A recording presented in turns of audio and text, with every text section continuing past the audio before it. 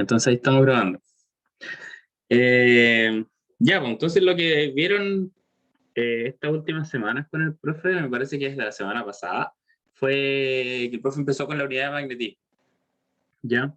El profe les comentó cómo las corrientes se ven afectadas por la presencia de otra corriente, o básicamente cómo las cargas se ven afectadas debido a la presencia de alguna corriente. ¿Sí? Y esta fuerza que se construyó es la que él llamó el campo magnético. ¿Sí? Bueno, a ella dedujo un campo y eso es lo que hace el efecto de la fuerza. ¿Sí? En particular lo que vieron fue Biot-Savart, ¿sí? Que es lo que le vamos a decir la definición del campo magnético. O sea, cuando yo les diga campo magnético por definición, voy a estar refiriendo a campo magnético integrado por Biot-Savart, ¿ya? Biot-Savart son dos personas, ya no piensen que es como un apellido compuesto, son las dos personas que encontraron la forma de escribir el campo magnético como a la misma época, no sé, 2-3 años de diferencia, una cosa así. ¿Qué nos dice Biot-Savart? Nos dice cómo una corriente, la presencia de una corriente estacionaria, eso es importante, estacionaria, genera un campo magnético, o genera este efecto que sobre otras cargas en movimiento o alguna corriente, que es el campo magnético. ¿Ya? Y tiene la forma que está puesta aquí en el enunciado. ¿Sí? Creo que no se alcanza. Ah, sí se ve, genial. Espérenme. Ahí está, la pantalla. Entonces tiene esta forma que está aquí. Que si ustedes lo ven, lo miran así como con malos ojos, van a encontrar que es parecido, muy parecido a la ley de Coulomb. ¿Sí? De hecho, es casi igual. Lo único distinto que tiene la ley de Coulomb es esta constante que está acá, esa constante de ahí, que el diferencial es distinto y que hay un producto cruz. ¿Sí? Es lo único que tiene distinto de la ley de Coulomb. ¿Ya? Esta constante mu0 se llama ahora no me acuerdo cómo se llama, era la permitividad del vacío o la permeabilidad del vacío, era una cosa de ese estilo. Son este tipo de constantes que uno se sabe de memoria, yo no sé cuánto vale. Y va partido sobre 4pi, ¿ya? Y lo que dice esta ley es que uno integra sobre toda la corriente que genera el campo magnético, ¿sí? Por eso estamos integrando en dI, ¿sí? Es como el dQ, pueden pensarlo de la ley de Coulomb. Y esto va con un producto cruz de las típicas cosas que siempre integramos, ¿sí? No sé si se acuerdan que siempre integramos este R menos R' partido en R menos R' cuadrado, o al cubo. Tiene el mismo significado, ¿sí? R representa donde yo quiero calcular el campo, R' donde está la corriente que yo tengo que integrar, por lo tanto, las coordenadas de integración van a ser las coordenadas prima, siempre, y DI es el diferencial de corriente, ¿ya? Al igual que en Coulomb, este diferencial de corriente tiene distintas formas, ¿ya? ¿Se acuerdan que en Coulomb podía ser lineal, para una carga lineal, podía ser superficial o podía ser volumétrico? En este caso es lo mismo, ¿ya? Entonces aquí le escribí las tres formas que tiene la ley de Biot-Savart, ¿sí? Donde simplemente, voy a hacerlo un poco eso, donde simplemente cambié el DI, ¿sí? Por lo que corresponde. En este caso, para el caso lineal o en una dimensión, uno integra en un DL, por supuesto en un camino, en un largo, y te queda por la corriente, ¿sí? Asumiendo que la corriente es más o menos uniforme, pero esto igual la corriente ahí igual puede depender de las coordenadas, ¿ya? No es usual que dependa de las coordenadas porque hay cosas que se tienen que cumplir para los campos magnéticos, pero eso creo que lo van a ver más adelante, y igual les tengo un ejercicio de eso, ¿ya? Para el caso de, bueno, eh, una corriente superficial, por ejemplo, no sé, pues imagínense una corriente que fluye encima de una hoja, por ejemplo, eso es una corriente superficial, o que fluye a través de la superficie de un cable cilíndrico, por ejemplo. Eso tiene dos dimensiones, ¿sí? Entonces uno tiene que integrar en dos dimensiones, por supuesto. Y uno integra esta cosa, este vector K que está acá, que uno denomina la densidad de corriente, ¿sí? La densidad de corriente superficial, ¿sí? Y esto se integra en la superficie que corresponda, por supuesto. Al igual que en el caso superficial, existe el caso volumétrico, ¿sí? Cuando ya tienen un tubo de carga, por ejemplo, que fluye hacia arriba, que fluye radialmente, qué sé yo, como sea.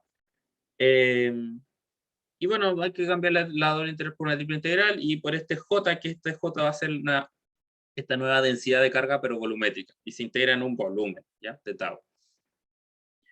¿Ya? Otra cosa que vieron con el profe fue esto, que es básicamente cómo afectan los campos magnéticos a las cargas, movimiento, ¿sí? Y la ley fundamental de eso es la fuerza de Lorentz, ¿ya? La fuerza de Lorentz me dice cómo una carga, ¿sí? Una partícula con una carga Q, se ve afectada bajo el efecto de un campo eléctrico y un campo magnético, ¿sí? El efecto del campo eléctrico ya lo estudiamos, es Q por E, ¿sí? Así lo definimos como la fuerza eléctrica. Y el efecto del campo magnético tiene una forma más extraña, ¿sí? Porque si se dan cuenta, hay un producto cruz con su velocidad, ¿sí? Entonces, de partida, los campos magnéticos solo afectan a partículas en movimiento.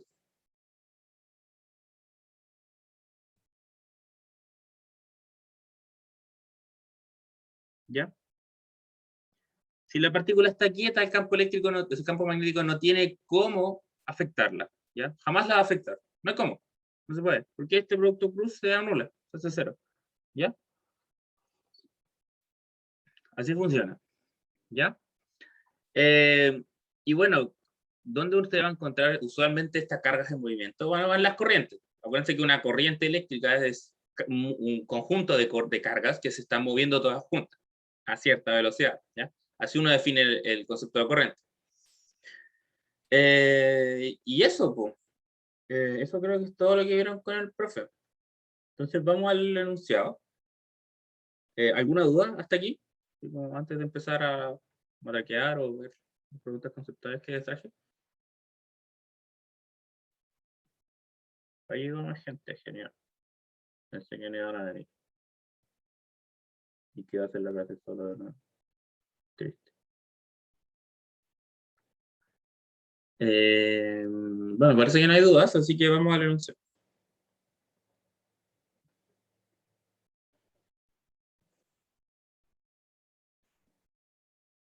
Entonces, el enunciado va como esto. Espérenme, no sé qué pasó aquí. Va como es aquí. Un problema uno dice, bueno, el problema uno son una colección de preguntas conceptuales, ¿ya? Que igual tienen algo de cálculo, pero en general son puras preguntas conceptuales. Las vamos a leer todas primero, ¿ya? Y después las vamos a ir respondiendo. Y quiero que ojalá como que me apoyen aquí, la idea es ver cómo va su intuición, ¿ya? Entonces, la parte 1 dice, considera una carga Q con masa M que se mueve en un plano con rapidez inicial V. Hay un campo magnético de magnitud B perpendicular al plano. Muestre que la carga sigue un movimiento circular uniforme y determina el radio de la circunferencia, ¿ya? ¿Les hace sentido que una carga se mueva en un círculo si es que esta cuestión va perpendicular? Así como pensando en su intuición de mecánica. Si usted tiene una velocidad, sea cual sea, y tiene una fuerza perpendicular a esa velocidad, ¿no le hace sentido que tenga algo como una trayectoria más o menos circular? Bueno, vamos a verlo en un momento. Entonces, el problema 2 dice, determina la dirección del campo magnético al centro de un alambre en forma de cuadrado que porta corriente, ¿sí? Entonces tenemos un alambre cuadradito que lleva una corriente y queremos encontrar para dónde va el campo magnético. Y determine la dirección del campo dentro de un solenoide infinito, ¿ya? Y ahí vamos a usar todo esto que el profe les debe haber comentado en clase, que es de la ley de la regla de la mano derecha, ¿ya? Aquí van a tener que jugar harto con su mano derecha. Recuerden cuál es su mano derecha, por favor, porque hay gente que se confunde, ¿sí? En especial la gente con dislexia. Conocí varios compañeros que tuvieron dislexia y les costaba hacer este tipo de cosas porque se confundían de mano, y es normal, ¿ya? La 3 dice, ¿cómo aplicaría la ley de Biot-Savart para el caso de una corriente I igual I0 por una exponencial? Y esa exponencial depende del tiempo y de la posición. 4. Explique por qué el potencial magnético no es único y es aún más flexible que el potencial eléctrico. Esto creo que aún no lo han visto y que lo van a conversar con el profe en clase, pero igual quiero conversarlo con ustedes antes para que hayan más o menos preparado. Luego explique el significado de, bueno, la ecuación de continuidad, ¿sí? Que ya la vieron. 6, si una carga Q y masa M se deja caer en el campo gravitacional uniforme y hay un campo magnético uniforme perpendicular a G. Describe el movimiento de la partícula, que va a tener una forma más o menos simpática. Y me preguntan si ese campo de ahí es un posible campo magnético. ¿Ya? Entonces, vamos a la pizarra. Tiene la pizarra, ahí está ahí. Y vamos a hacer el problema 1.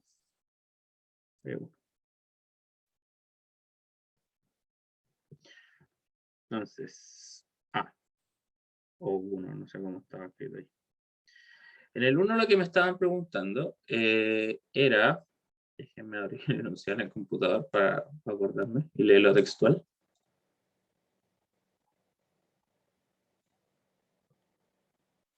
Ya. En este caso, ¿se acuerdan? Tenemos una partícula.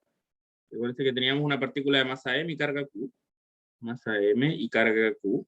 Y siempre que yo ponga esas dos letras ahí es porque son las propiedades de la partícula. ¿Ya? Y tenemos una velocidad inicial V. Tiene una velocidad cualquiera. ¿Ya?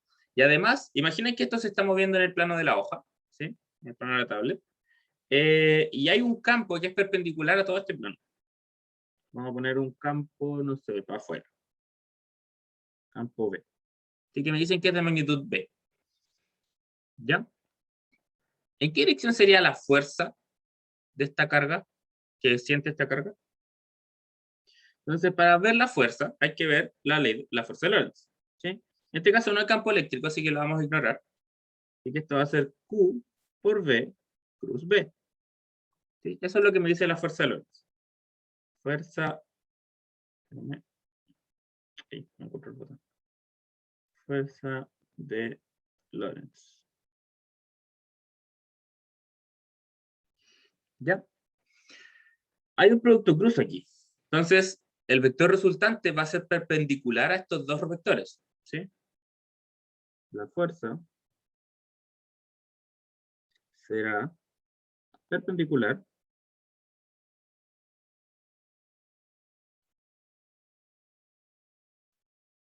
a B y a B. ¿Sí?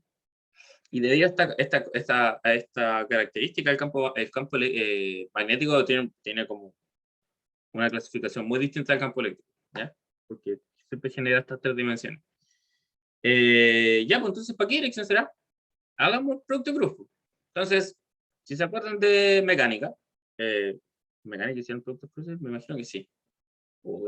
Ya decía sistema italiano, pero es muy viejo. Me cae el carnet. Entonces, el producto cruz va como usted pone su manito derecha, mano derecha, agarra su mano derecha, pone el canto de su mano derecha o el meñique en el primer vector. ¿Sí? En este caso, el vector de velocidad, V. Y usted tiene que lograr cerrar su mano derecha hacia la dirección en la que apunta el segundo vector, hacia B, que sale de la pantalla, o apunta hacia usted. Entonces haga el ejercicio. Ponga su manito en V y cierre hacia B. En la dirección en la que apunta su pulgar, esa es la dirección del vector resultante. ¿Sí? Así funciona la mano derecha. Así de sencillo.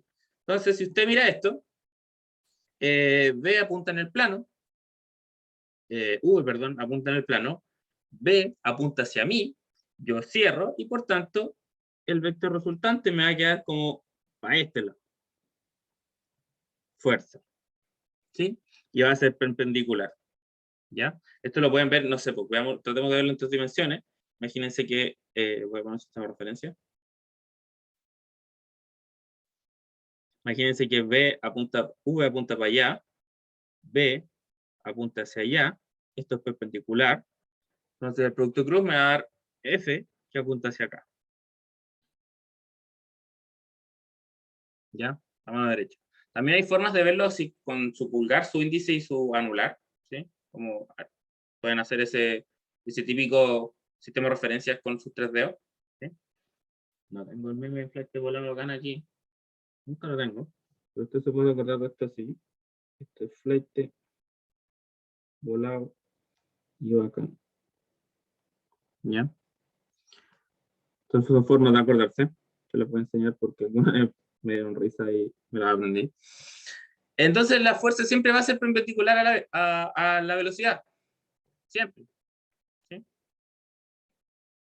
¿Y qué pasa cuando la fuerza es perpendicular a la velocidad? Pensémoslo aquí. Este es el caso inicial. La velocidad apuntaba para allá y la fuerza apunta para allá. Esta cuestión se va a mover para allá y la fuerza la va a traer hacia acá, ¿cierto? La va a acelerar. Entonces la va a acelerar cada vez más. Y aquí la velocidad va a apuntar tangencial y la fuerza va a seguir apuntando para allá. Esto se va a seguir moviendo. Y va a pasar lo mismo acá. Entonces, si se acuerdan de su curso de introducción a la física clásica, esto es característico de un movimiento circular uniforme. Con algún centro. ¿Ya?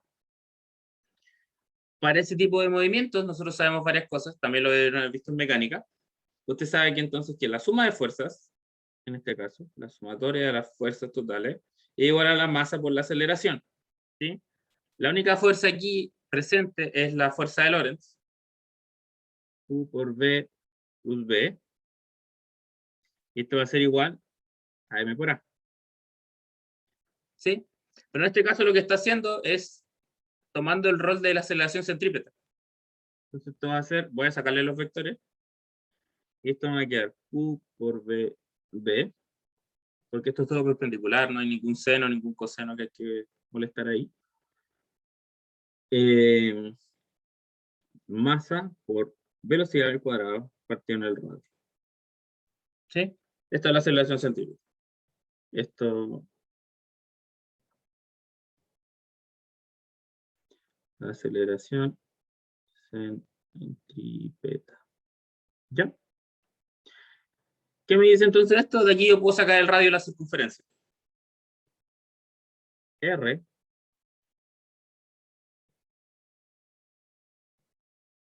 va a ser igual a M por la velocidad inicial al cuadrado partido en Q partido en B. Y este es el típico resultado de el ciclotrón. ¿Sí? Si ustedes le preguntan por el ciclotrón, esto es un ciclotrón. Es una partícula sometida a un campo magnético que se mueve en un ciclo. Por eso se llama ciclotrón. ¿Ya? Ojo, más comentarios acerca de la fuerza de Lorentz. La fuerza de Lorentz, como siempre, es perpendicular a la velocidad debido a la construcción que tiene a este producto cruz de aquí, nunca va a poder cambiar el módulo de la velocidad. ¿Sí? No hay forma. ¿Ya? Entonces, comentarios. Esta fuerza solo afecta a la dirección de las partículas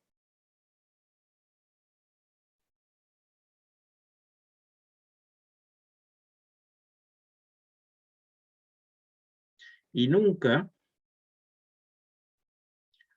a su rapidez. Ya entiéndase la rapidez como el módulo de la velocidad, ¿ya? ¿Ok? Y eso es, bueno, de nuevo, el campo magnético es muy especial, tiene estas propiedades raras. De hecho, ni siquiera es un... Bueno, si es que alguno de ustedes toma la licenciatura o toma en física o toma astronomía o... Creo que incluso los geofísicos lo ven de alguna forma o los eléctricos. El campo magnético en verdad no es uno... Aquí en este curso lo tratamos como un vector, pero no es un vector en realidad, es un pseudo vector. ¿Sí? Que tiene que vivir en más dimensiones de las que son necesarias. ¿Sí? Entonces ahí hay unas cosas medio raras que definir, porque se define gracias a este subespacio que se generan estos dos vectores. ¿Ya? Eso. Entonces la fuerza de Lorentz nunca afecta la velocidad, o sea, la rapidez. ¿Ya? Espero que se hayan quedado con eso. Entonces, problema 2, o el problema B, la parte B, me dicen que tenemos esta figura. Tenemos un cuadradito y este cuadradito lleva una corriente I cualquiera. ¿Ya? Y voy a encontrar en qué dirección va el campo magnético que genera esa corriente justo en el centro del cuadradito. ¿Ya? Entonces, ¿cómo rayo hago eso? El profe en clase les debió haber dicho que los campos magnéticos siempre circulan las corrientes. ¿Sí? ¿A qué se refiere? ¿A qué me refiero con circular? Que van como alrededor. ¿Ya? ¿Y en qué dirección en particular? Gracias a la mano derecha podemos saberlo. ¿Sí? Y esto viene de, si lo piensan bien, de la definición de campo por Biot-Savart. 0 partido en 4pi, integral de TI cruz, R menos R prima, partido al módulo de R menos R prima. ¿Sí?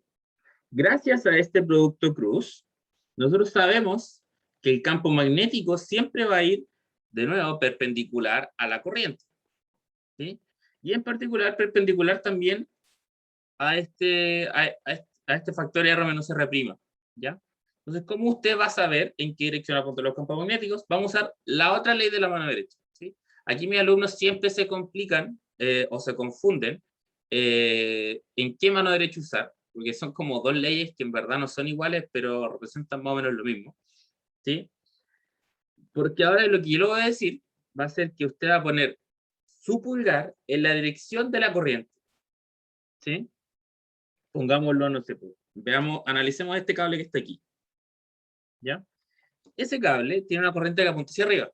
¿Sí? Usted entonces va a poner el pulgar, su mano derecha, en esa dirección, ¿sí? Como apuntando hacia arriba. La dirección en la que van sus dedos es la dirección en la que va el campo magnético, que genera esa corriente. Siempre. Y eso usted lo puede hacer de manera diferencial. De hecho, por eso, así mismo se construye la ley de Biot-Savart, de manera diferencial. Entonces, en este caso, el campo magnético genera esta corriente que va hacia arriba, justo en el centro del cuadrado, apunta donde apuntan mis dedos, y mis dedos apuntan hacia mí. Entonces, si a este le pones corriente 1, por ejemplo, el campo magnético 1 va a apuntar hacia afuera. ¿Cierto? ¿Me entienden ese análisis? Eso igual es difícil que quede claro, te da lo primero.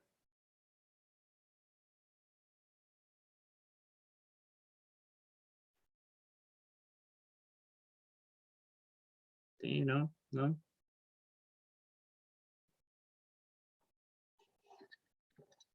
Bueno, o sea, te entiendo, bacán. Entonces, pasa exactamente lo mismo con los otros cables. Entonces, veamos el cable de arriba. El cable de arriba, I2, yo voy a poner mi mano derecha, el pulgar de mi mano derecha, en la dirección de I2, ¿sí? Que apunta hacia izquierda. ¿Ya? Creo que ustedes en su pantalla me están viendo al revés. Puede ser, no estoy seguro. Pero la idea es que apunte hacia la izquierda, ¿ya?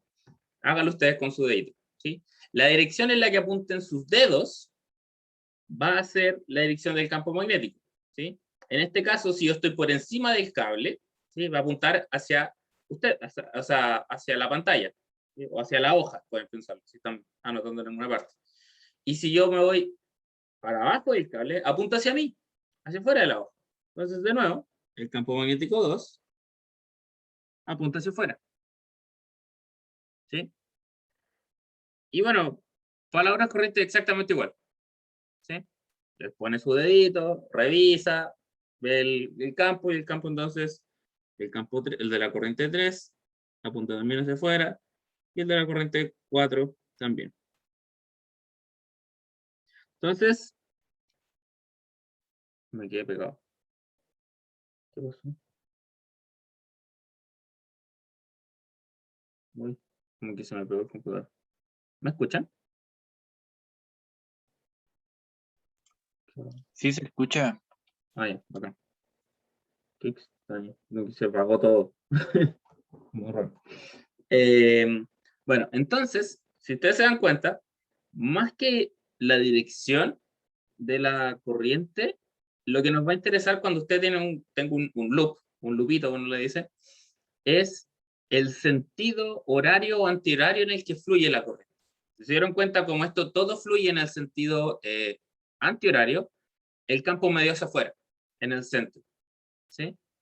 si yo lo hiciera girar al otro lado, el campo iría hacia adentro. ¿Sí?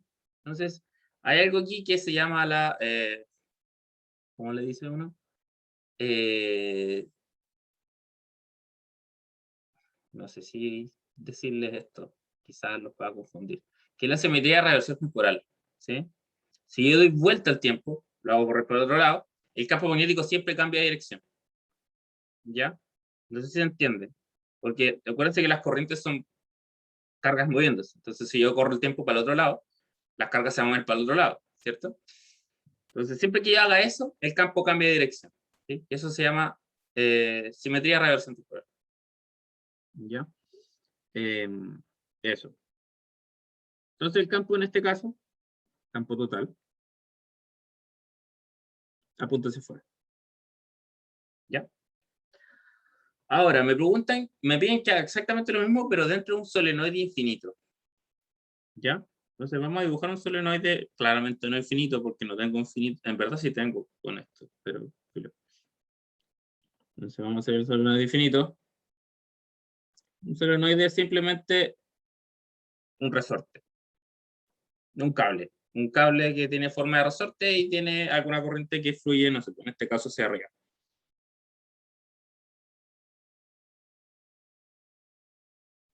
¿Ya? Y me piden encontrar la dirección del campo dentro de este solenoide. ¿Sí? Entonces, de nuevo, yo voy a agarrar un loop. ¿Sí? Imaginemos esta parte del solenoide, esta que está aquí. Ese está hacia lo más fuera, como hacia mí. Si usted, de hecho, esto es más fácil mirarlo desde, como cambiar la perspectiva. Si yo lo miro desde el frente, esto es simplemente un círculo. ¿Sí? Y una colección de círculos en el eje Z. ¿Sí? Y esto tiene una corriente que fluye. Sí, es un solenoide, una colección de círculos. ¿Ya? Entonces, el campo, ¿a dónde apunta?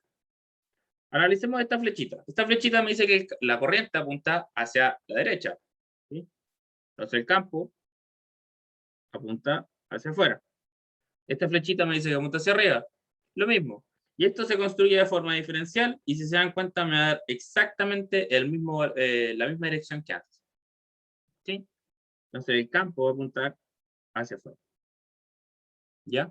¿Qué pasa si yo doy vuelta a las cosas? O la corriente la tiro para el otro lado. ¿Sí? La corriente que va hacia el otro lado me va a dar que el campo se va a dar vuelta. Entonces el campo va a ir hacia el otro lado del solenoide. Entonces el campo magnético, en este caso apunta en el eje y apunta de manera radial, en axial. En caso me voy a pegar el computador. Creo que ya sé qué es, que me para el computador. Espérenme un poquito. A que despierte mi computador. Listo. Ya. ¿Se entendió entonces esto de cómo ver la dirección del campo magnético, dado que yo tengo un circuito? Vamos a trabajar con circuitos mucho, como a lo largo de esta unidad. Entonces, su intuición sobre cómo ver las corrientes, o sea, los campos, o la dirección de los campos es súper importante.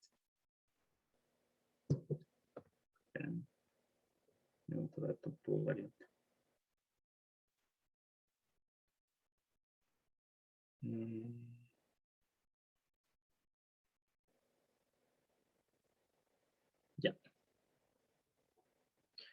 Si no hay dudas, entonces voy a seguir. Vamos a ir a la parte 3.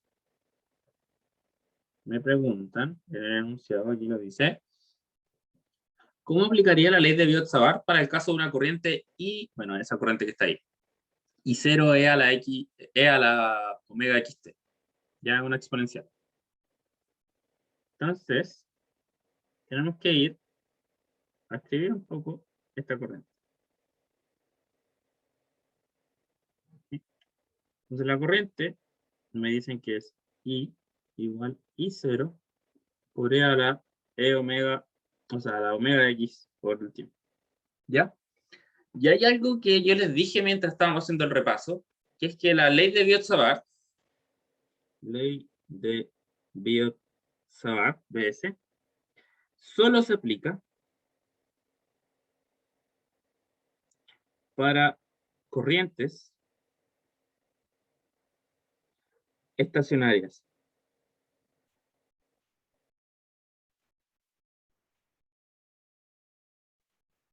¿Ya? No puedo aplicarlas para corrientes que no sean estacionarias. No es posible. ¿Ya? Si no, no funciona la ley. Porque hay unos supuestos ahí entre medio, cuando las dedujo el profe en clase, que se rompen si es que la ley, si es que esta ley no es, o sea, si es que la corriente no es estacionaria. ¿Ya? En particular, que una corriente sea estacionaria o no, significa que la divergencia de su densidad de corriente sea cero. ¿Sí? Esto significa que sea estacionario. Esto es condición de corriente estacionaria.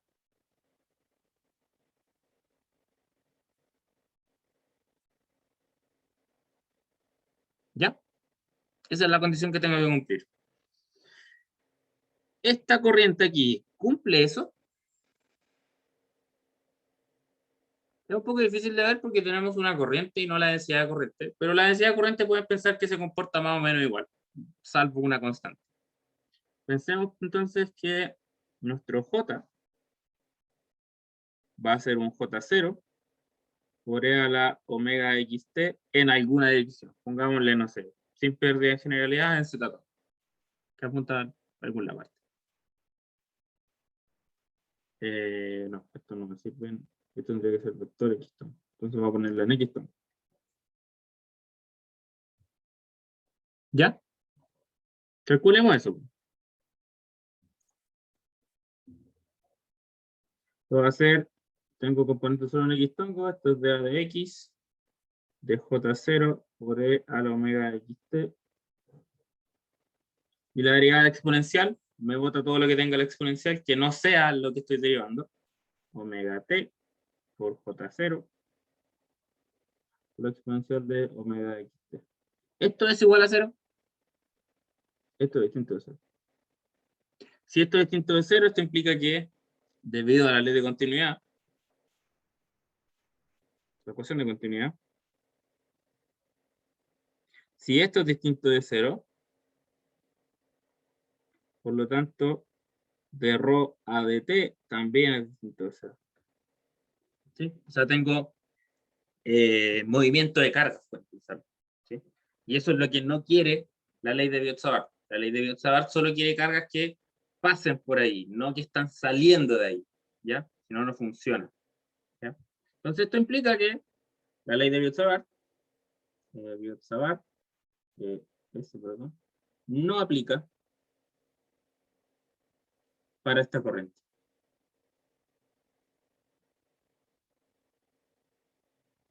¿Ya? Y eso es algo que tienen que revisar cuando estén haciendo sus problemas, si es que la corriente es estacionaria o no, para poder hacer Biot-Savart, ¿ya? Si no, no lo hagan, porque va a quedar en borro, ¿ya? No va a ser bonito. Ni ustedes ni yo lo vamos a pasar bien. ¿Ok?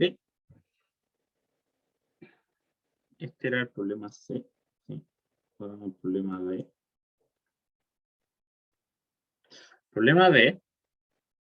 Vamos a leer juntitos de nuevo. Me dice lo siguiente.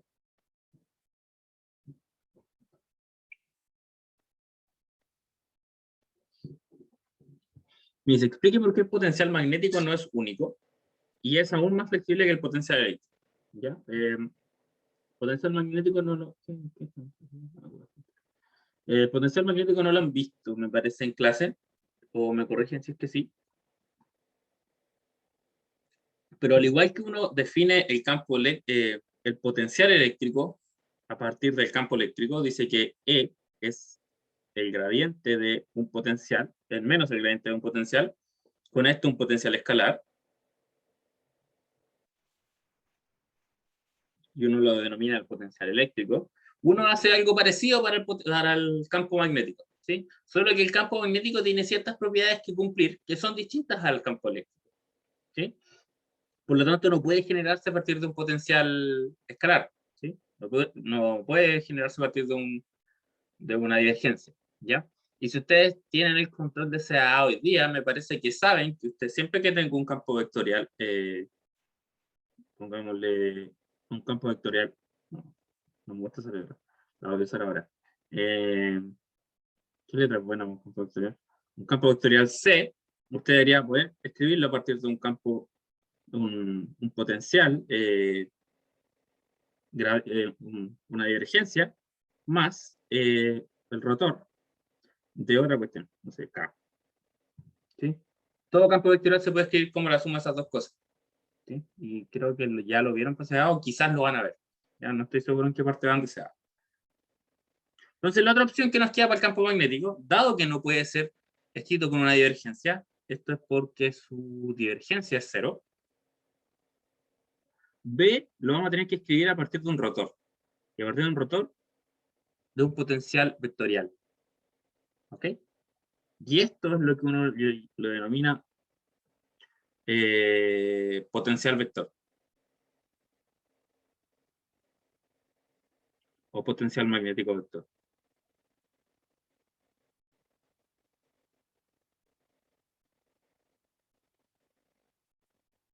¿Ya? Entonces, al igual que existe B, existe A, que ahora en este caso es un vector. ¿Ya?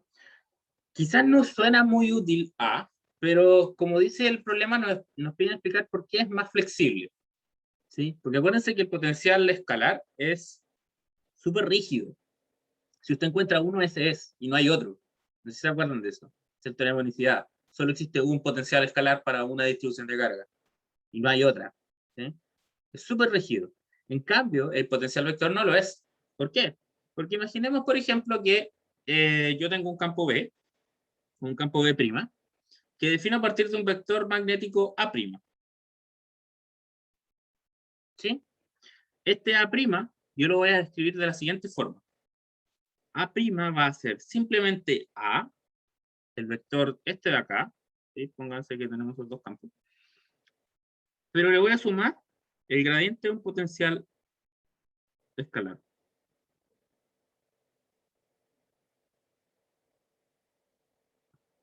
¿Sí? Y esto es alguna función real, que se comporta bien, es continua. Función continua.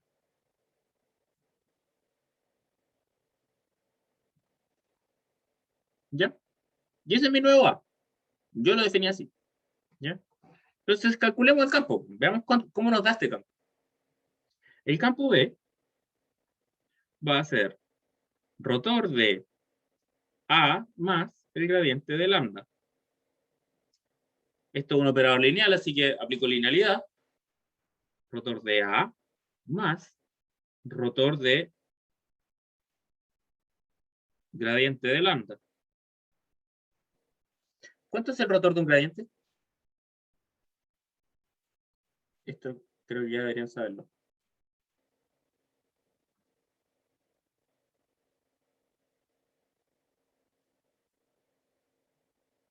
¿Nadie? ¿No?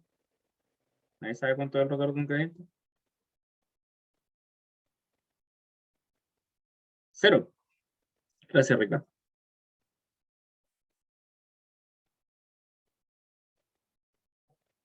Entonces, B', que es el rotor de A', me va quedando como el rotor de A. ¿Sí? Porque esto me da cero, más cero. ¿Y cuánto es el rotor de A? El rotor de A, como dijimos, es B.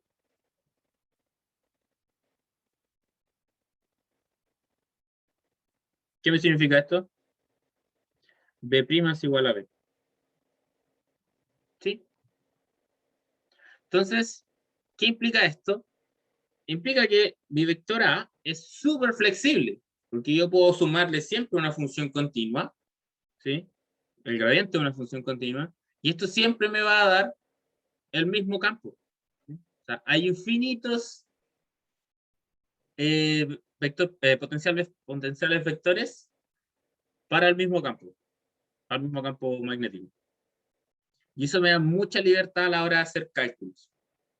¿Sí? Yo siempre voy a poder sumarle una función extra que me ayude a echarme ciertas cosas, por ejemplo, y me va a dar el mismo campo. y no vaya a alterar la física del problema. ¿Sí? Esto uno lo llama libertad de gauge.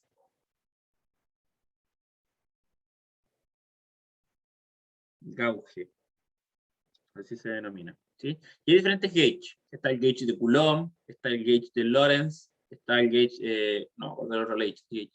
Hay como 3, 4 que son los más importantes. ¿Ya? Y que uno los usa para poder, no sé, pues, trabajar problemas más complicados, ¿sí? Y poder eh, de, llevar, desacoplar, no sé, acoplar o desacoplar las ecuaciones de Maxwell, eso es, ¿ya? ¿Sí? En particular, me parece que si es que llegamos a ver ondas, no sé si siempre fue a llegar a ondas, ahí se usa el gauge de Coulomb. ¿Sí? Usted usa el gauge de Coulomb, uno busca esta función lambda, uno la define de cierta forma, y uno va a poder llegar a la ecuación de onda a partir de las leyes de Maxwell, o sea, de las ecuaciones de Maxwell. ¿Ya? Y eso es como lo va a entretener. Empieza lo entretenido del curso. Ya. Entonces, siento que estoy como haciendo como trivia, pero es como para trabajar un poco su intuición. Porque los campos magnéticos siempre tienen este problema que a la gente le da mal porque cree que entiende y al final no entiende. Así que por eso estoy sacando estas preguntas conceptuales. ¿Ya? Ya, la E, ¿dudas hasta aquí? ¿Cualquier cosa? No sé si le estará gustando la clase o si estará cómodo esto. Igual es nuevo para mí usar la tablet, así que estoy acostumbrándome. Eh, bueno, parece que no hay. Entonces la E, me piden que explique el significado de la ecuación de continuidad. Y esto, bueno, lo hemos hecho un montón de veces, se lo he explicado un montón de veces en los auxiliares anteriores, así que imagino que se lo saben de memoria. Bueno, ese término, partamos con él. Ese término, espérenme, me dice aproximadamente, indica, aprox, cuánta carga, o sea, cuánta corriente sale de un lugar o de una zona del espacio, de un lugar del espacio.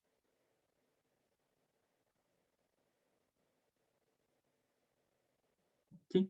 ¿Cuánto está saliendo? ¿Ya? Más o menos. Esto lo pueden pensar como que la triple integral o la integral de volumen de J, ¿sí? Pónganse un volumen J en el espacio, o sea, un volumen B en el espacio. Ustedes integran esto, y esto por teorema de la divergencia se transforma en una integral cerrada de esta superficie del J.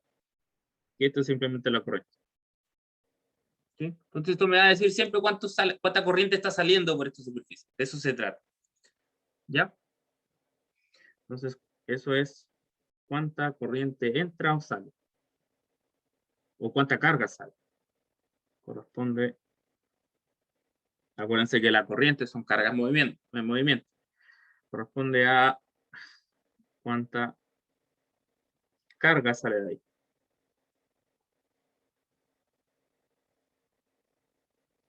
¿Sí? Y si tengo carga que está saliendo, entonces tengo que de ρ a dt está variando, es distinto de cero. ¿Cierto? Entonces eso es lo que me está diciendo la ecuación de continuidad. Me está aplicando simplemente la conservación de la carga. Toda la carga que está aquí no desaparece mágicamente, sino que se desplaza. ¿Sí? Eso es la ecuación de continuidad. La ecuación de continuidad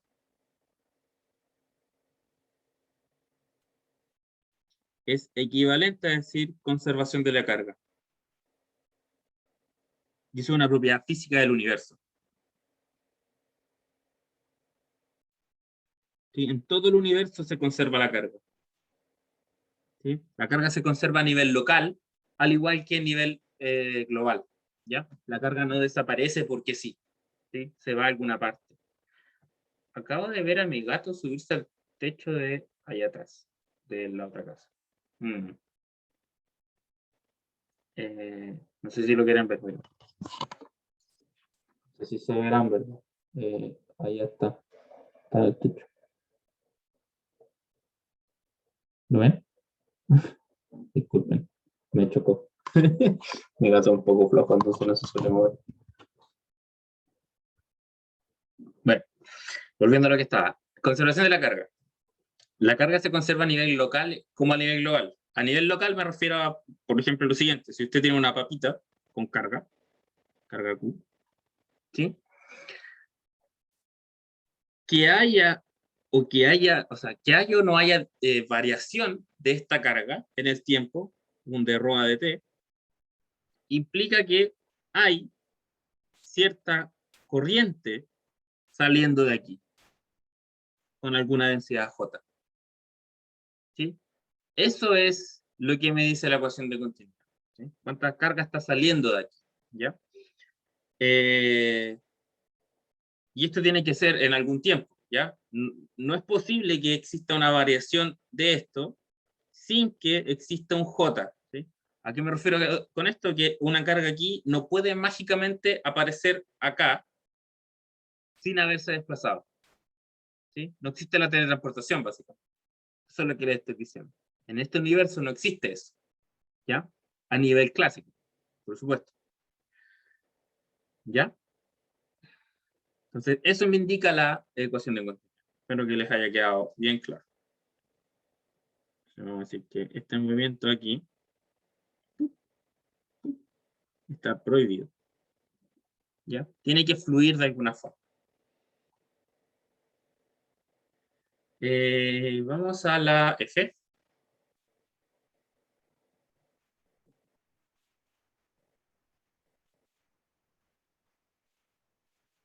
Y lo vamos a leer juntos. Esto es más bueno, ¿verdad?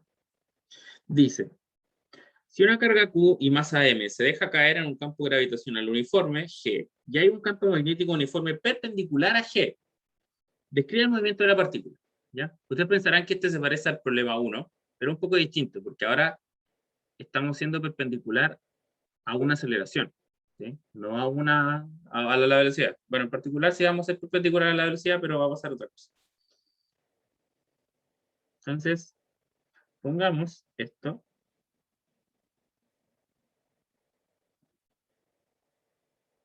Va una partícula aquí.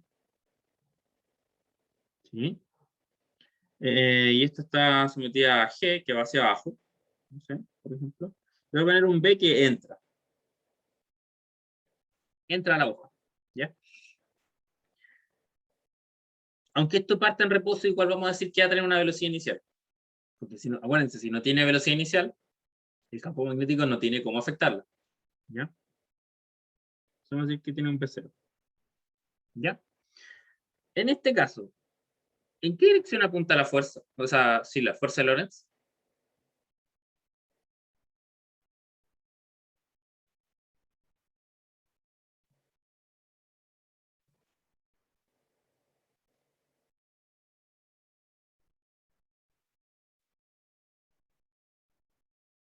¿En qué dirección apuntaría? Podemos con la mano derecha. Eh, la mano derecha, de nuevo, va en la dirección de B, ¿sí? El canto de su meñique. ¿Sí? Entonces va hacia abajo. ¿Sí? B apunta hacia abajo. Y B, el campo magnético, apunta hacia adentro. O sea que yo la cierro hacia la hoja. En este caso, me dio que mi pulgar apunta hacia la derecha. Y que la fuerza apunta hacia allá. ¿Ya? Entonces lo que va a hacer, esto va a inducir un movimiento circular, más o menos circular. ¿Sí? Recuerden que está G, o sea que siempre tengo una fuerza que me compensa. Entonces esto lo que va a empezar a hacer es esta trayectoria. ¿Sí? Esta trayectoria aquí, pero aquí pasa algo.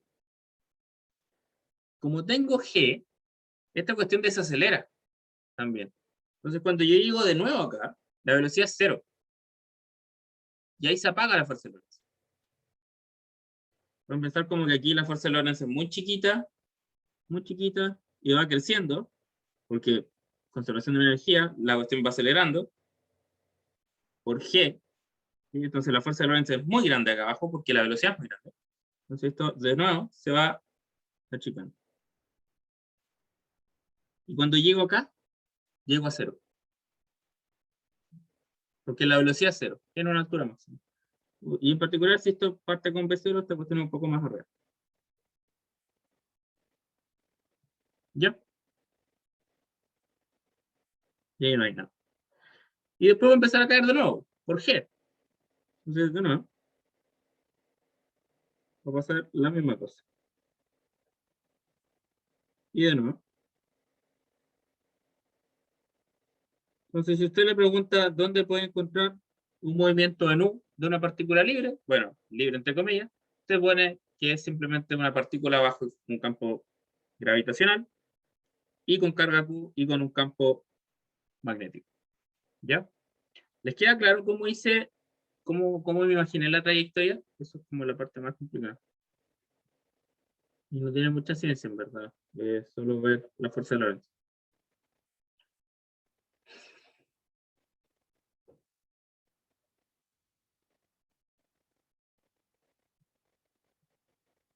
No sé, me pasó más tiempo de lo que creía. Está bien.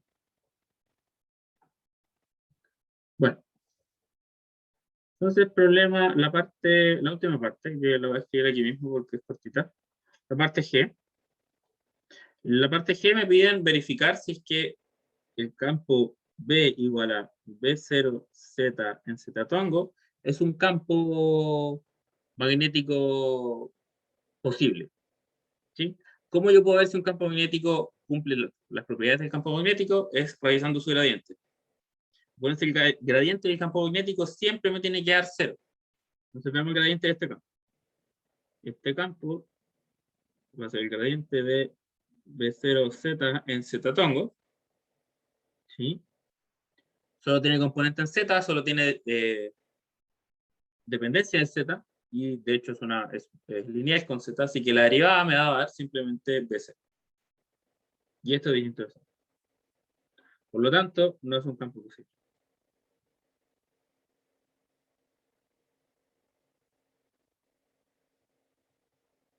¿Ya? Y aquí, bueno, me voy a tomar el tiempo de hablar de que esta propiedad del campo magnético, que imagino que va a ser algo que van a ver la próxima clase con el profe, se refiere a que no existen cargas magnéticas. ¿Sí? No existe una carga como, entiéndase, carga magnética como, eh, como la propiedad de una partícula que me genera un campo magnético. ¿Sí? Onda como la carga eléctrica, por ejemplo, no existe una carga magnética, no existe en vez de un Q sub E, un Q sub B, por ejemplo. No es como la masa también. No existe una propiedad de una partícula inherente de la partícula que genere el campo magnético. Es la combinación de que tiene carga y que tiene velocidad la que genera los campos. ¿Ya? Y por eso tienen esta forma tan rara los campos magnéticos, que como que circulan todo. ¿Sí? Siempre son líneas cerradas, ¿sí? Si se dan cuenta. No como campo eléctrico, que son líneas que salen de un punto y llevan al infinito. ¿Sí? Pero siempre salen y desaparecen. Nunca vuelven entre sí. ¿Sí? No es como el campo magnético que se va. ¿Sí? No existen como pozos, si pueden pensarlo, de líneas de campo magnético. ¿Ya? Por eso que el campo eléctrico, por ejemplo, sale de las cargas positivas, el campo eléctrico, y llega a las cargas negativas. Poner flechitas para que se entienda. Entonces, cuando usted las pone juntas, estas cuestiones se curvan y llegan a las otras. ¿Sí? Eh, sí. ¿Ya? Pero si usted la pone separada, por ejemplo, si usted no pone la aquí, esta cuestión se va al infinito. Y nunca se cierra. Las líneas nunca se cruzan. ¿Sí? No es como el campo magnético. Si usted, por ejemplo, tiene un cable, una corriente I, el campo magnético es un círculo alrededor, a cierto radio. Y son puros circulitos. ¿Sí? Y siempre están cerrados. Es siempre una línea cerrada.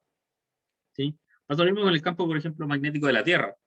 El campo magnético de la Tierra, voy a dibujar Sudamérica aquí, y esta mancha chica que se llama Norteamérica, primer mundo, África. No me quedó bonito. Campo magnético de la Tierra, si ustedes lo demás que lo han visto en la tele, en el History, en el Geo, qué sé yo, es como algo de este estilo.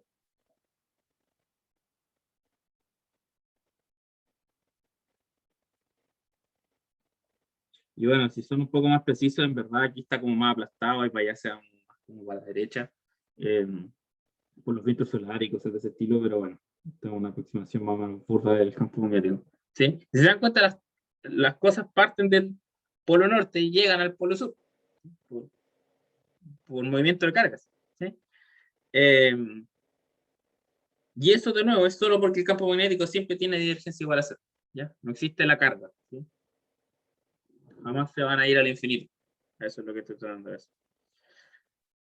¿Ok?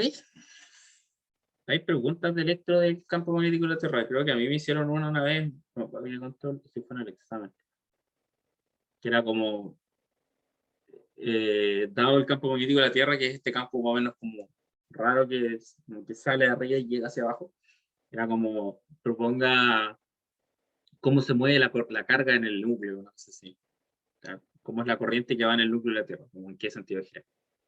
Una cosa muy loca. Eh, Eso. Entonces, ¿dudas con estas preguntas conceptuales que les traje hoy día?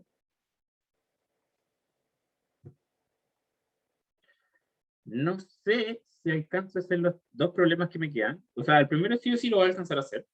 Creo que es el más importante. El segundo creo que no es tan importante porque es como más jugar con ciertos conceptos. Eh, Así que si nos queda, si no nos queda tiempo, bueno, la pauta ya está subida, así que la van a tener ahí. ¿Ya? Eso. Entonces tengo con el problema 2, que esto ya va a ser más de matar.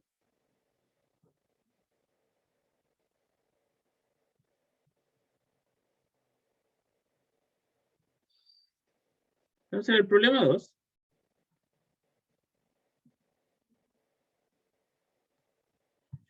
dice lo siguiente. Tenemos esta figura que está aquí, ¿ya? Y nos dice, encuentra el campo magnético en el punto P sobre el eje de la bobina cilíndrica de radio A, con densidad de n vueltas por unidad de largo, que lleva una corriente I. Expresa su respuesta en términos de θ1 y θ2. ¿Ya? Entonces, esto es una bobina, básicamente un solenoide. Una bobina es lo mismo que un solenoide, ¿ya? Pero este solenoide no es infinito, es finito, ¿ya? Y viene a encontrar el campo magnético que se produce en un punto de su eje, justo ahí, ¿ya? La idea es expresar todo entre θ1, que es el ángulo que se genera entre el punto y el lugar como más cercano, pueden pensarlo, como para arriba, este θ1, y θ2, que es el más lejano en este caso, ¿ya? Sí, eso. Entonces voy a hacer un dibujo bien burdo de esta cuestión. No me va a quedar bien, porque soy pésimo dibujando. De hecho, el de la foto está horrible. Entonces, esto es más o menos, estoy borrando por alguna razón. Esto es más o menos así, así, así.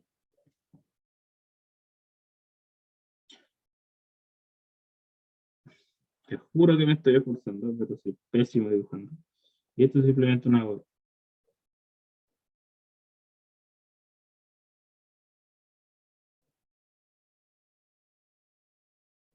¿Ya?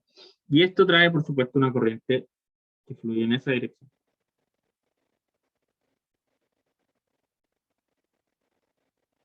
¿Ok?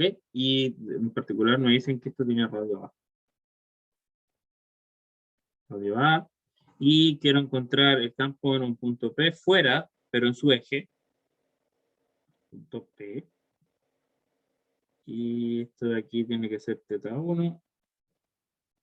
Y esto de allá tiene que ser θ2.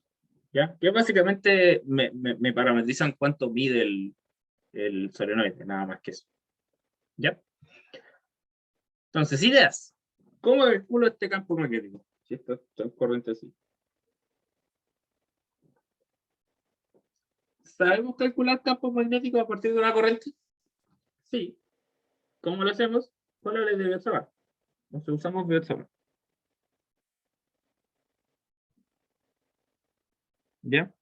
Al igual que la ley de Coulomb, Biot-Savart puede ser muy jodido, ¿ya?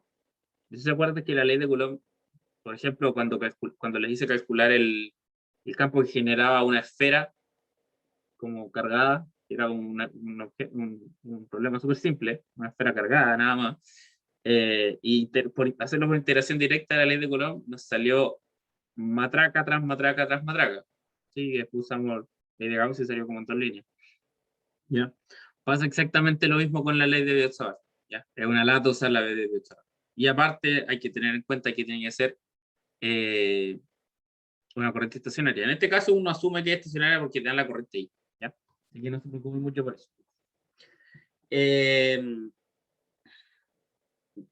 ¿Qué significa que sea una lata? Que siempre vamos a tratar de evitar hacer los cálculos totalmente explícitos de esta integral. ¿Ya? En particular, el campo magnético, al igual que el campo eléctrico, nos apoyamos en que B obedece el principio. ¿Principio de qué? De superposición.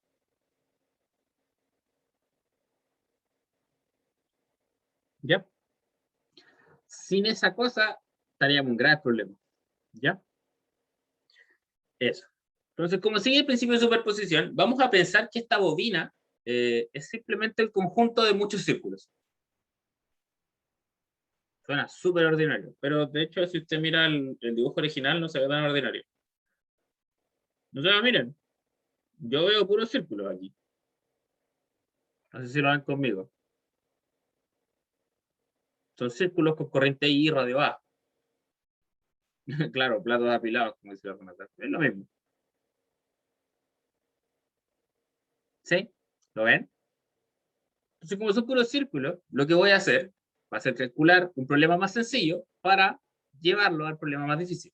Voy a decir, o sea, lo que voy a hacer primero va a ser calcular el campo magnético que genera una espira circular o un circuito circular, ¿sí?, en su eje a una distancia z.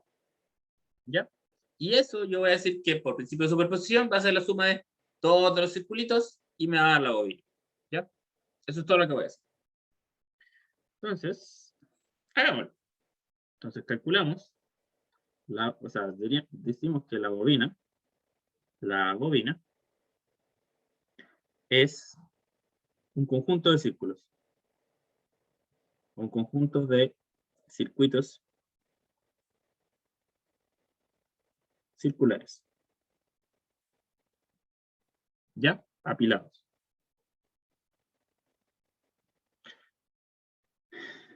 Entonces, calculo el campo producido por uno de ellos.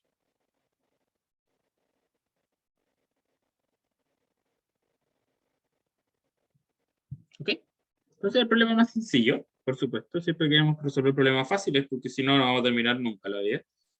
Y esto es un circulito que tiene una corriente I. Y está a una distancia Z de su eje. ¿Ya? Vamos a hacerlo así primero. Y esto va a ser θ, por ejemplo. ¿Ok? Este es el problema más sencillo. Vamos a agrandar un poquito. Okay. Entonces, hora de la matraca. Así para eso viene. Entonces yo lo que quiero calcular es B en Z de Z.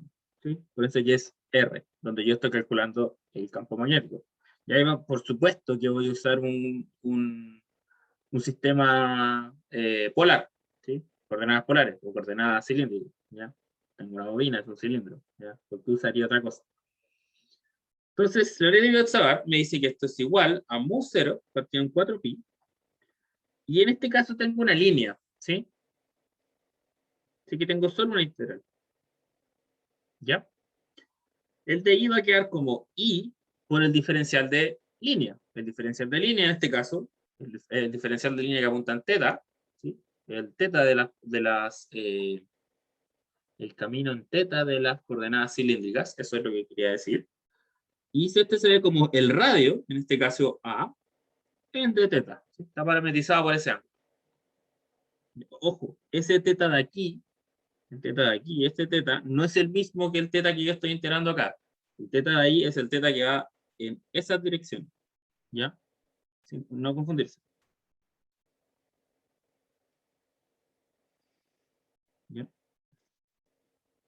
Y esto me va a quedar cruz R, donde yo quiero calcular, Z en Z tongo, menos R', donde está la carga, o sea, o donde está la corriente. En este caso la corriente está siempre en la dirección A, o sea, a una distancia A, en la distancia de retorno. ¿Cierto? Y esto se divide en el módulo de eso al cuadrado. A cuadrado más Z cuadrado. En raíz. 3.000. ¿Ya? Y aquí tenemos que usar de nuevo todo lo que ustedes aprendieron en mecánica. Porque claramente aprendieron mucho. ¿A qué me refiero con eso? Me refiero a que vamos a los productos cruces de las coordenadas cilíndricas. Lo saben de memoria, ¿cierto? Un 0 partido en 4pi. Esto de nuevo lo puedes buscar en el apunte de mecánica que le subí el profe. No tengo problemas con que lo busquen en internet. ¿Ya? No es necesario que se lo sepan de memoria, solo estoy jugando. Integral. Y me faltó la dirección aquí, disculpen.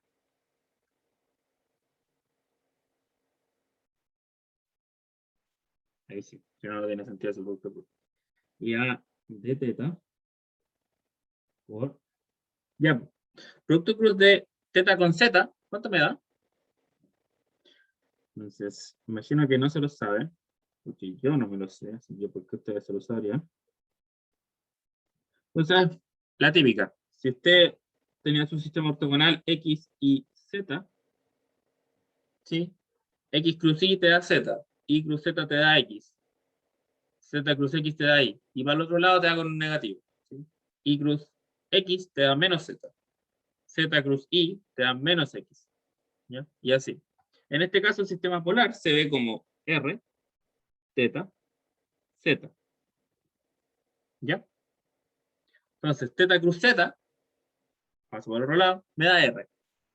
Entonces, teta cruz Z, me da R. ¿Ya? Pueden verlo como, si quieren, con sus manos. ¿Ya? Desde que esté bien construido. Teta cruz Z de R, que es el primero, y después me dicen teta cruz R. Teta cruz R va para el otro lado. Teta cruz R va para el otro lado, así que me da menos Z. ¿Ya? Y así el campo magnético va a quedar en Z en R tongo más A en Z tongo. Fíjense que aquí me dio menos Z. ¿Sí? Y acá había un menos. Y esto se divide en A cuadrado más Z cuadrado a la 3 menos. ¿Ya? Ahora, voy a apelar de nuevo a su intuición. En el circulito, ¿en qué dirección creen que apunta el campo en el eje? Ya lo vimos esto, no sé si se acuerdan, en la parte conceptual. ¿Para qué lado creen que apunta? ¿Para afuera de la, o sea, en la dirección del eje, en dirección radial, en dirección de teta, qué sé yo? Pongan algo. En Z apuntaría, ¿o no? En Z, ¿cierto? Por la mano Sí. derecha. Eso es lo que hicimos. Entonces, sería natural que esta cuestión se cancelara. Se tiene que cancelar. ¿Sí? Entonces, integremos. ¿Cuánto integra R cuando yo lo integro entre 0 y 2pi? Porque esto de nuevo va entre 0 y 2pi.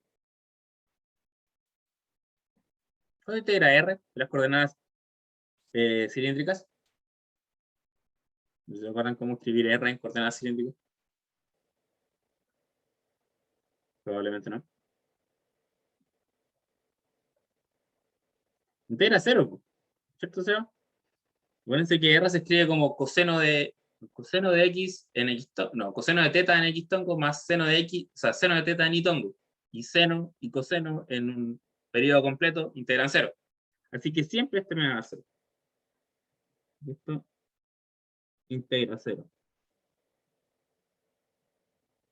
Lo cual es totalmente consistente con nuestra intuición de que esta cuestión apunta en z, como dijo el compañero. Entonces, b de z en z tongo. Las cosas de simetría, los argumentos de simetría van a ser muy importantes cuando en la próxima semana, cuando veamos otras cosas del campo. ¿Ya? Por eso estoy tratando de que los vean al tiro. Entonces, mu 0 partido en 4pi. Este término integra 0, así que lo vamos a omitir. Integral de 0 a 2pi. Voy a sacar las constantes mejor primero. Voy a sacar la i, voy a sacar la a. Por integral de 0 a 2pi. De a en z tongo. Porque a cuadrado más z cuadrado a 3 medios. En de teta. ¿Ya? ¿Algo depende de teta aquí? Nada. O sea que esto me integra 2pi.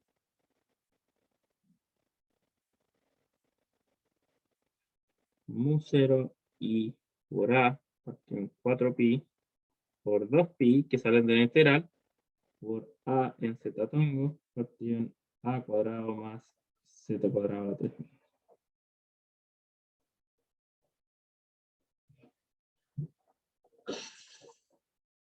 ¿Sí? Esto lo escribimos un poquito más bonito. B, cancelamos algunas cosas. Bz en z tongo va a ser igual a mu 0 y por a cuadrado partido en 2. Simplemente cancelé el pi y el 2 con el 4. Por a partido en a cuadrado más z cuadrado a la 3 medios. Y nos dio exactamente lo que pensábamos, de que apunta solo en z. ¿Ya? Entonces ese es el campo que genera un loop circular a lo largo de su eje. ¿Ok? Lucas, ¿por qué quedó con otra el último denominador? Como Ese me alcohol. equivoqué. Sí. Gracias por hacerme notar. La escribí de más.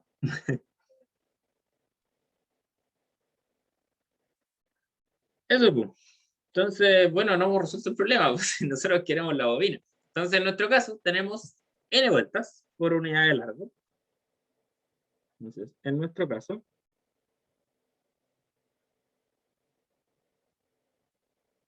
tenemos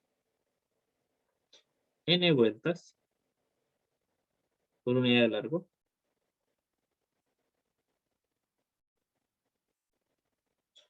Así que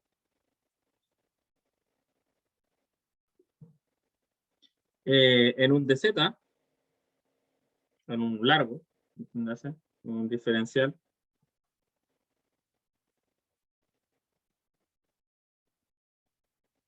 tendremos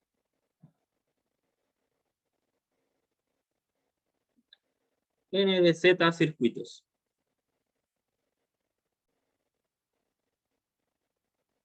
¿Se entiende eso? En esta distancia, en ese dz que se ve ahí, en ese dz que se ve ahí, la cantidad de circuitos que yo tengo es la densidad por esa distancia. ¿Cierto?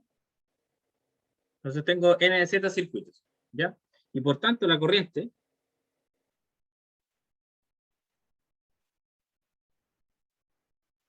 total del circuito,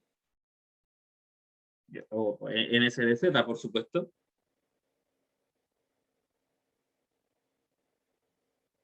será de I igual la corriente que fluye en cada circuito, que es I, ya lo dijimos, por la cantidad de circuitos, n de z. Entonces estamos construyendo el diferencial para ver cómo lo vamos a integrar. ¿Ok? Por lo tanto,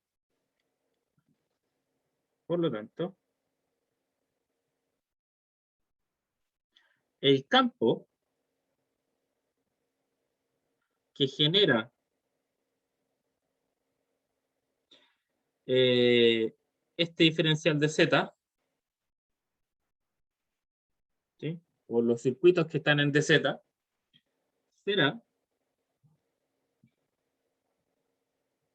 color de matraca, debe, ¿sí? Porque acuérdense que queremos integrar todos estos campos, igual a mu0, la corriente total, que es, estoy usando el resultado que usamos recién, la corriente total, que en este caso va a ser I por N por DZ, partido en 2, por A cuadrado Z tongo, partido en A cuadrado más Z cuadrado más 3. ¿Sí? Entonces ahora yo integro todos estos diferenciales de campo. ¿Sí? Entonces, integramos. ¿Ya? Para encontrar el campo total. Campo total, entonces, B total. Así se usa el principio de superposición de manera diferencial. Eso es lo que le estoy tratando de enseñar. Va a ser la integral de todos los de B. Y esto me va a quedar. Voy a dejar la constante afuera, mu0 y por n por a cuadrado partido en 2. Por la integral. Y estoy integrando los z, ¿sí? Desde aquí hasta acá. Entiéndase, desde aquí hasta acá. Toda esta distancia. Eso es lo que estoy integrando.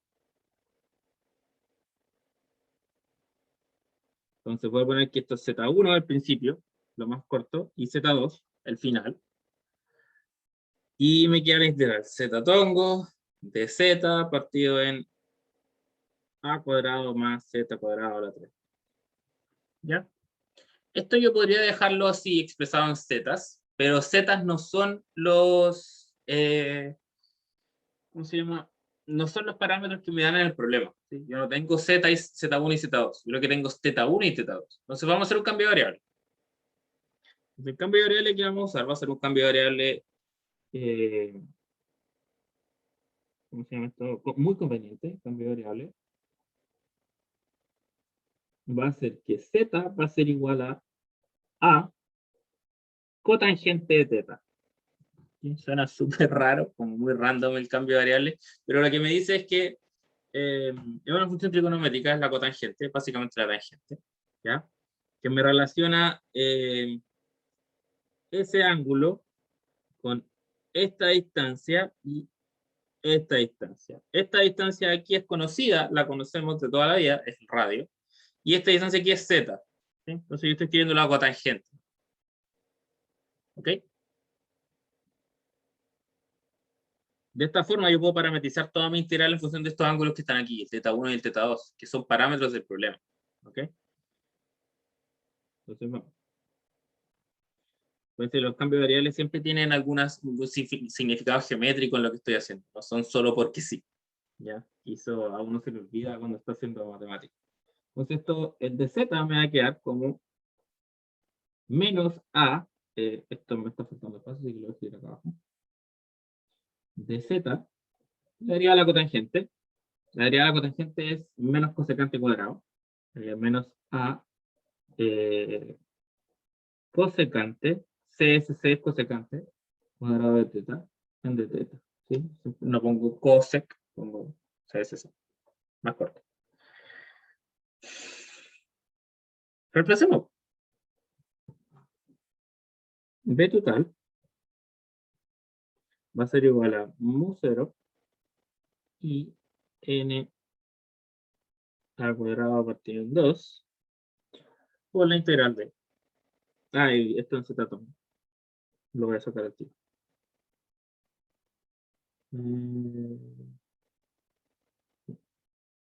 Z1 y Z2. Si se dan cuenta, justo me dan los Z1 y Z2 como Z1 y Z2. Eso es lo que quería.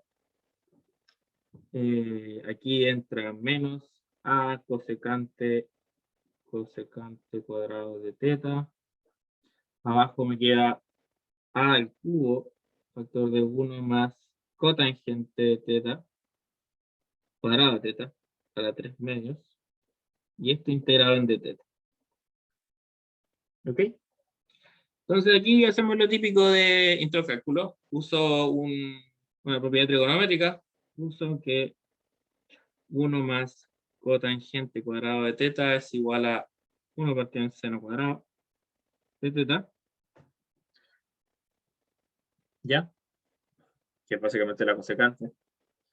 Y esto es lo mismo que usar seno cuadrado más coseno cuadrado igual a tangente igual a 1. No, nada más que eso. Hay veces que a uno se le olvidan esas cosas y son como muy sencillas. Y entonces, si usted reemplaza todo esto aquí, me voy a saltar la matraca, creo que no es necesario, lo puede hacer usted. Total, ya mu 0 y n a cuadrado medios en z tongo entre teta. Voy a sacar los a. Acá hay unos a que se cancelan. De hecho, se cancelan todos los a, me parece. Sí. Se dan cuenta, eso se muere con eso y eso. Y esa la vamos a borrar.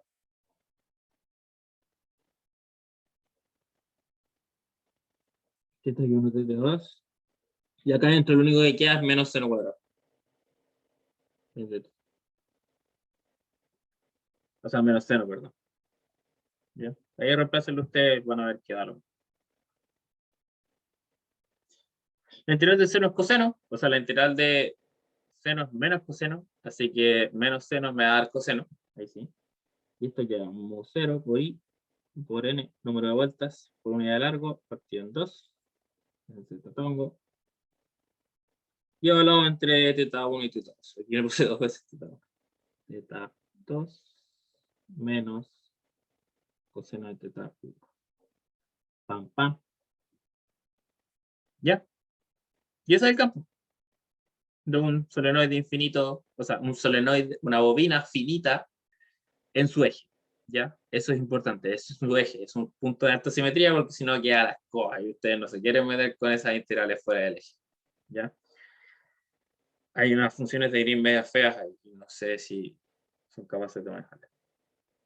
Ya, pues, pero este resultado igual tiene que ser extendible a un solenoide o sí, o una bobina infinita, ¿cierto? Entonces veamos cuáles son los parámetros para transformarla en una bobina infinita. Para que sea infinita, por ejemplo, el punto de acá, este punto de aquí, tiene que estar por allá lejos, ¿sí? Bien lejos. ¿Qué significa eso? Que teta 1 va a tender a ser 180 o a ser pi. El ciclo, el medio ciclo, va a estar apuntando para allá. Tengo que pensar que va a apuntar para allá. Casi pi. Y que el otro sea infinito significa que teta 2 se cae más chico. ¿Sí?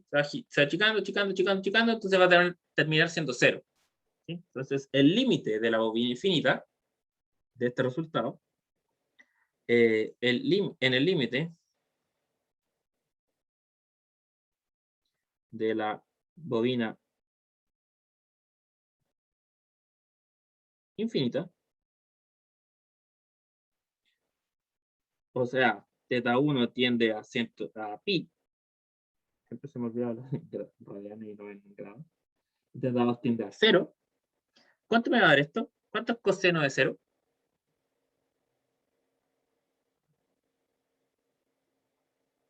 B de la bobina infinita va a ser mu 0 y n medios en z tongo. Coseno de 0 menos coseno de pi. Coseno de 0 es 1. Coseno de pi es menos 1.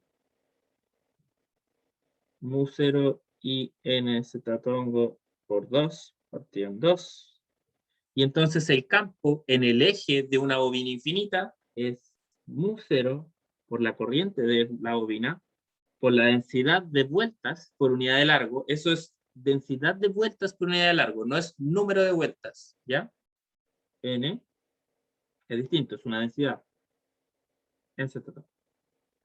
Y ese es el campo que se genera en una bobina infinita en su eje. ¿Ya? Vamos a hacer ese cálculo de nuevo más adelante, pero de una forma más corta. Preguntas, consultas, algo que no haya quedado claro.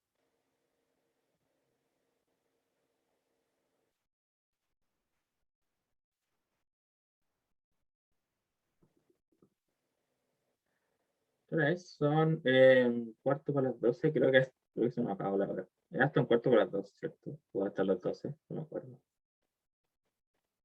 Hasta un cuarto para las 12.